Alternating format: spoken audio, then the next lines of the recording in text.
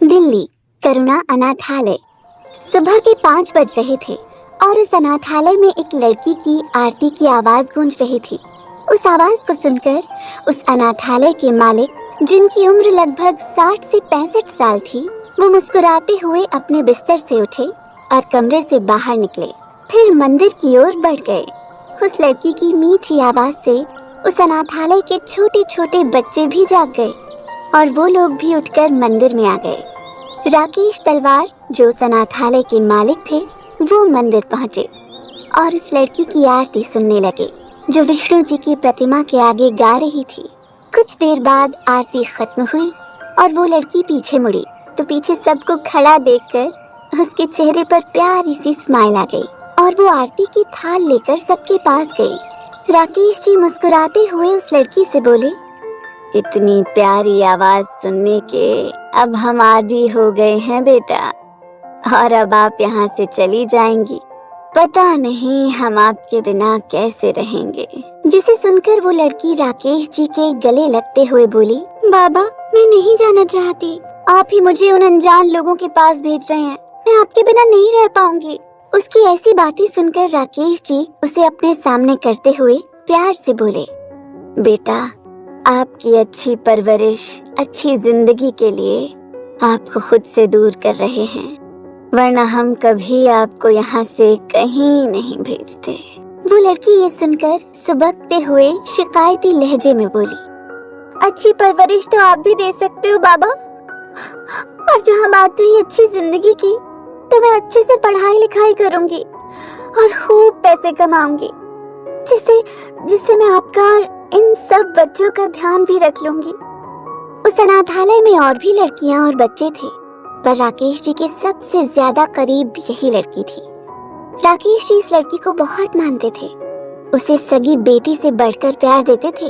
राकेश जी उसकी बातें सुनकर उसे प्यार से समझाते हुए बोले, बेटा अभी आप इतनी कम उम्र में हमारा बोझ मत उठाइए, अब आप वहाँ अपनी जिंदगी खुल कर जीना और हमेशा खुश रहना। और सबसे बड़ी बात, आपने ही उस खानदान की बड़ी मालकिन की जान बचाई थी उस दिन रोड पर, जिस वजह से वो आपसे बहुत खुश हुई।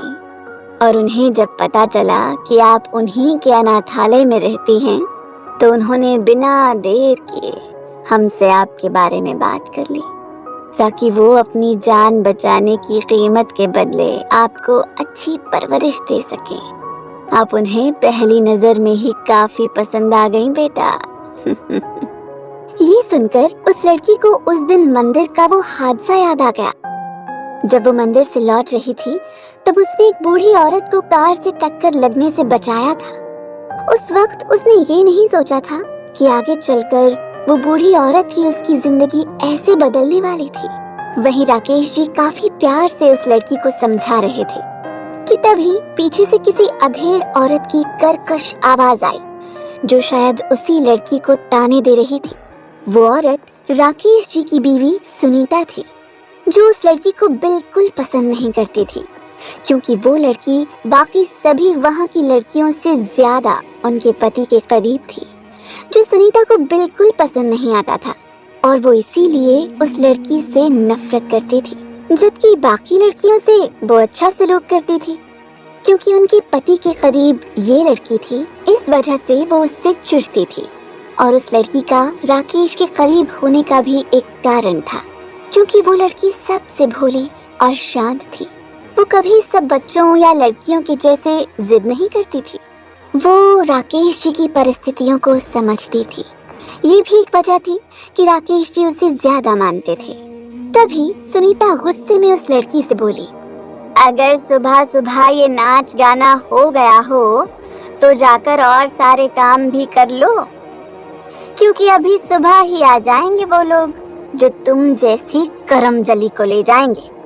उस औरत की इतनी कड़वी बातें सुनकर उस लड़की की आंखों में आंसू आ गए, पर उसने कुछ नहीं कहा, बस मुस्कुराते हुए धीरे से बोली, जी अम्मा हम अभी जाते हैं। ये कहकर वो लड़की वहाँ से चली गई। वहीं राकेश जी गुस्से से अपनी बीवी को देखते हुए बोले, आपकी वजह से ही हम उसे दूर भेज रहे हैं। जब से वो लड़की आई थी तब से आपने उसे कभी चैन से जीने नहीं दिया। कम से कम जब वो जा रही है तब तो आप कुछ अच्छा बोल सकती हैं। सुनीता उनकी बात पर तमतमाते हुए बोली, वो मेरी कोई नहीं है तो मैं उससे कोई रिश्ता क्यों रखूं? आप मुझसे उसके लिए कोई अच्छाई की उम्मीद मत रखा करिए। ये कहकर सुनीता वहां से चली गई और राकेश जी लाचारी से उन्हें देखते रह गए। कुछ देर बाद सुबह के लगभग 10 बजे 2 शानदार लंबी कार और एक वैन करुणा अनाथालय के बाहर रुकी। पहली कार के ड्राइवर ने जल्दी से बैक साइड का डोर ओपन किया और उसमें से एक 70 साल का बूढ़ा आदमी निकला जिन्होंने एक सफारी सूट पहन रखा था। तो वहीं कार की दूसरी तरफ से एक 60 साल की औरत निकली। उनको देखकर ऐसा लग रहा था कि वो अपनी जवानी में काफी खूबसूरत रही होंगी। तभी दूसरी कार से एक आदमी जिसकी उम्र 49 से 50 साल थी, जिन्होंने बिजनेस सूट पहन रखा था, वो निकले और उन्हीं के साथ एक 45 साल की औरत भी निकली। वो उस आदमी की बीवी लग रही थी। वहीं वैन से उनके गार्ड्स बाहर निकले जो उनके आसपास खड़े हो गए। उनमें से बूढ़े आदमी का नाम परितोष ओबेरॉय था। वो वेल रेप्यूटेड कंपनी सिग्मा और ओबेरॉय ग्रुप के हेड थे। ऐसा माना जाता था कि इन दोनों कंपनीज की ईयरली टर्नओवर अरबों में थी, जो काफी ऊंचे मुकाम पर थी। वहीं उनकी पत्नी देविका ओबेरॉय जो फीमेल हेड थी और उनके इकलौते बेटे शिशिर ओबेरॉय कंपनी के चेयरमैन थे, जो इस समय अपनी बीवी बिपाशा ओबेरॉय के साथ खड़े थे। वो सब अंदर की ओर आए। उन्हें लेने सुनीता और राकेश जी आए। वो सब एक दूसरे से बहुत गर्मजोशी और प्यार से मिले। भले ये लोग बड़े खानदान के थे, पर इनके अंदर जरा भी घमंड नहीं था। ये सबको एक नजर से देखते थे। राकेश जी मुस्कुराते हुए परितोष जी से बोले, परितोष जी, आपसे मिलकर खुशी हुई। अंदर आइए ना, आपकी बदौलत ही तो आज ये अनाथालय है। परितोष जी ने मुस्कुराते हुए कहा, ये आप कैसी बातें कर रहे हैं? हमने तो बस कुछ रुपयों की मदद की है, इसे संभाला तो आपने है। उनकी बात पर सब मुस्कुरा दिए। सभी को राकेश जी लिविंग एरिया में ले आए और सभी को बैठने के लिए कहा। सुनीता चाय नाश्ता लाने चली गई। सुनीता इतने बड़े और रईस खानदान को नाराज नहीं करना चाहती थी, इसलिए वो उनकी खातिरदारी में कोई कमी नहीं रखना चाहती थी। वहीं सभी हॉल के सोफे पर बैठ गए। फिर देविका जी राकेश जी से बोली, हमारी बच्ची कहाँ है? दिख नहीं रही कहीं। कहीं ऐसा तो नहीं है कि आप अपने वायदे से पीछे हट रहे हैं? उनकी बात पर राकेश जी हंसते हुए बोले, नहीं नहीं, हम भला कहाँ छिपाएंगे उनको, वो भी आती होंगी और हमें अपना वायदा याद है। उनकी बात पर सब मुस्कुरा दिए। ओबेरॉय फैमिली एक नामी गिरामी फैमिली थी। इनकी फैमिली में परितोष जी के इकलौते बेटे शिशिर ओबेरॉय थे, जिनके भी बस 2 बेटे थे। वहीं देविका जी, जिसकी जान उस लड़की ने बचाई थी, उन्होंने इस बारे में पता लगाया था और उन्हें जब से पता चला कि वो लड़की उन्हीं के अनाथालय की थी, तो देविका जी ने घर में सभी से बात की और फिर उन्होंने बताया कि वो उस लड़की को अपने घर में लाना चाहती थी। अपनी जान बचाने के बदले में वो उसे अच्छी परवरिश देना चाहती थी। उनकी ये बात जब सबने सुनी तो वो भी मना नहीं कर पाए, क्योंकि उनकी बातों को कोई नहीं टालता था। इस वजह से अगले ही दिन उन्होंने अनाथालय के मालिक राकेश जी से बात की और उनसे सारी बातें बताई, जिसके बाद फिर राकेश जी भी उनकी बात नहीं टाल पाए, क्योंकि वो भी चाहते थे उस प्यारी लड़की को अच्छी परवरिश मिले। इसलिए उन्होंने उन सबको दूसरे ही दिन आने के लिए कह दिया। अनाथालय खुद ओबेरॉय खानदान का था, जिस वजह से उन्हें शक की कोई गुंजाइश नहीं थी कि वो उसकी अच्छी परवरिश नहीं करेंगे। उन्हें इस बात का पूरा यकीन था। तभी परितोष जी ने अडॉप्शन के सारे पेपर वर्क को पूरा किया। राकेश जी ने भी अडॉप्शन पेपर पर साइन कर दिए। फिर सुनीता सभी के लिए चाय नाश्ता लाई। सभी ने चाय का कप अपने हाथ में लिया और तभी उन्हें किसी के पायल की आवाज सुनाई दी और सब ऊपर सीढ़ियों की ओर देखने लगे। तो वहाँ सीढ़ियों से लगभग 19 साल की लड़की अपनी पलकें नीचे झुकाए धीमे कदमों से नीचे आ रही थी। वो लड़की दिखने में काफी खूबसूरत और मासूम सी थी। होंठ बिल्कुल किसी गुलाब की पंखुड़ी जैसे थे। काले लंबे सिल्की कमर तक बाल थे और 5 फुट 3 इंच की हाइट थी। बिल्कुल लीन पर्सनालिटी थी जो उसकी खूबसूरती पर 4 चांद लगा रहा था। उसने इस समय एक रेड कलर का अनारकली सूट पहन रखा था और दुपट्टे को सलीके से अपनी गर्दन से चिपका रखा था।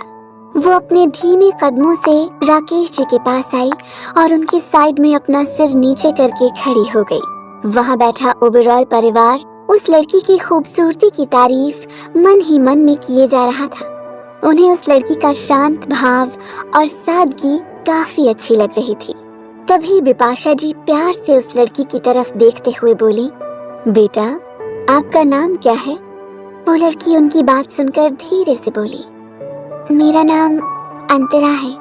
उसका नाम सुनकर सब मुस्कुरा दिए। शिशिर जी ने उसे अपने पास बैठने को बुलाया। बेटा, आप आकर यहाँ बैठो और हम लोगों से बातें करो, क्योंकि अब आपको हम लोगों के साथ रहना है। अंतरा बहुत शांत और थोड़ी चंचल स्वभाव की लड़की थी, इसलिए वो थोड़ा हिचकिचाते हुए राकेश जी की तरफ देखने लगी। तो राकेश जी ने हाँ में इशारा किया तो अंतरा उनके पास जाकर बैठ गई। सब उसकी घबराहट को समझ रहे थे, क्योंकि ऐसे नए लोगों के साथ खुद को ढालना थोड़ा मुश्किल था। सभी उससे बहुत अपनेपन से बात कर रहे थे, उसे परायों जैसा एहसास नहीं होने दे रहे थे। अंतरा को अब अजीब महसूस नहीं हो रहा था, क्योंकि उसे सभी का स्वभाव बहुत अच्छा लग रहा था। कुछ देर बीत जाने के बाद फिर परितोष जी फिर उठते हुए बोले, अच्छा, तो अब हम अंतरा को लेकर चलते हैं। ये बोलते हुए उन्होंने अंतरा को देखा।